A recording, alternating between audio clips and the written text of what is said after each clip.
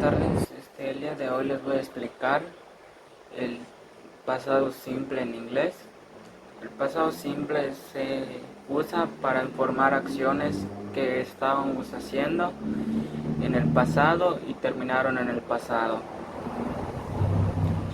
Para el pasado simple se utiliza el verbo to be, las reglas del verbo to be y las reglas de los otros verbos regulares e irregulares. Para el verbo to be vamos a utilizar los auxiliares was y were.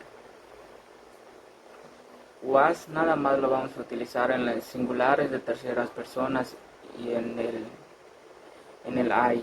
Lo vamos a utilizar I was, he, she, it was.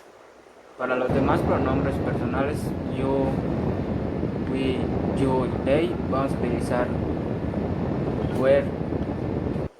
Para formar oraciones en afirmativos con el verbo to be, vamos a utilizar, vamos a decir, por ejemplo, I was in the school. Yo estaba en la escuela. Como vemos, son acciones que ya terminaron en el pasado. Para las negativas, vamos a utilizar el mismo orden, pero después del was o were, vamos a agregar el not y el complemento. Por ejemplo, he was not sad. Él no estaba triste. Es para las oraciones en negativo. Y para las oraciones interrogativas, vamos a colocar primero el auxiliar was o were, después el sujeto o el pronombre y el complemento. Por ejemplo, were you a good teacher? ¿Eres un buen maestro? Ahora vamos a ver las reglas del pasado simple en los otros verbos, los verbos regulares. Para utilizar los verbos regulares en pasado simple en inglés, únicamente le vamos a agregar la de algunos verbos. A otros verbos les vamos a agregar la ed y a otros vamos a sustituir la y por ied. Por ejemplo, cuando el verbo termine en la vocal e, solo le vamos a agregar la d. Cuando termine en alguna consonante, le vamos a agregar la ed. Y cuando termine con y antecedida por una vocal, solo le vamos a agregar la ed. Pero si termina con y es antecedida por una consonante, vamos a eliminar la y y vamos a sustituirlo por ied.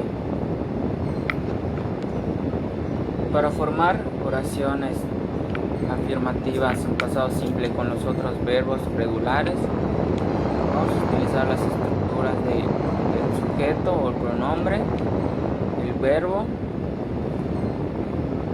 agregando la d, la ed o ied, más el complemento.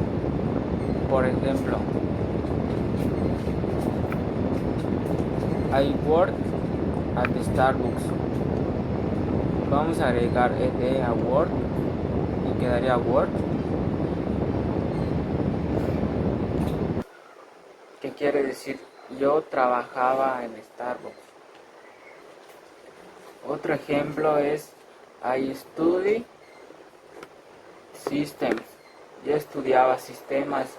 A ese study le vamos a agregar la ied. Para formar oraciones en negativo, nada más vamos a utilizar el auxiliar did, not, después del sujeto, pronombre, más el complemento. El verbo se va a quedar en su forma infinitiva porque ya no tenemos que sustituirlo. Por ejemplo, she did not play basketball. Ella no jugaba basketball. Y para formar oraciones interrogativas, lo único que vamos a hacer es pasar adelante de primero el auxiliar did, después el sujeto y después el verbo en su base normal, en infinitivo, y el complemento. Por ejemplo, did close the window, cerró la ventana, más el signo de interrogación.